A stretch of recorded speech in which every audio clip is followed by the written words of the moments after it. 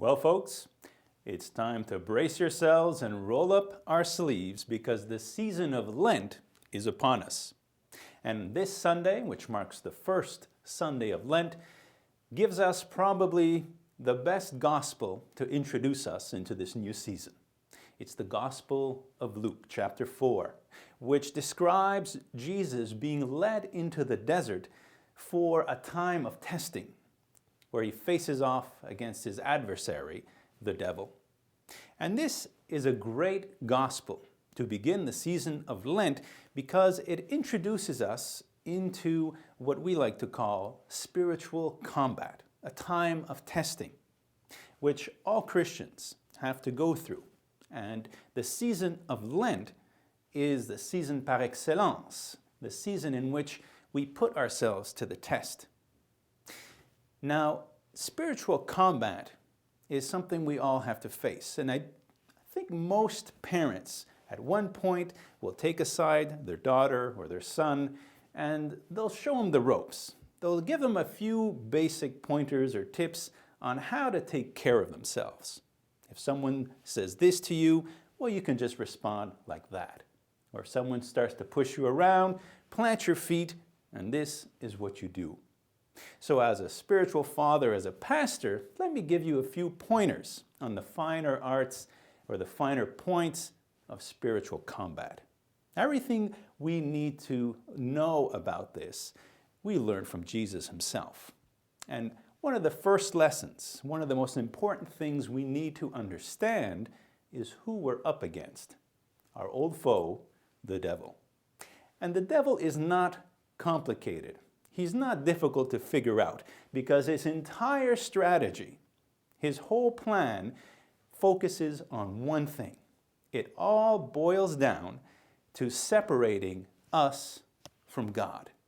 In fact, if you understand where he gets his name, the devil, it comes from an old Greek word, diaboline, or diablo, as the French or the Spanish might say, which means to divide, to separate, to drive a wedge in between.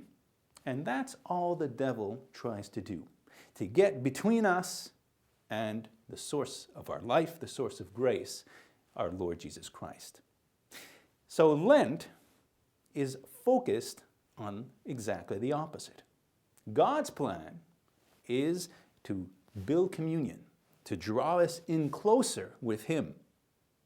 And if we look at how Jesus deals with the devil, he gives us some good pointers on how to draw closer and feed and build and strengthen our communion with God. In the gospel, the devil tries to pull three fast ones on Jesus.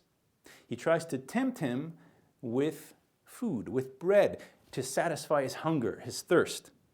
But Jesus responds, "Man does not live on bread alone."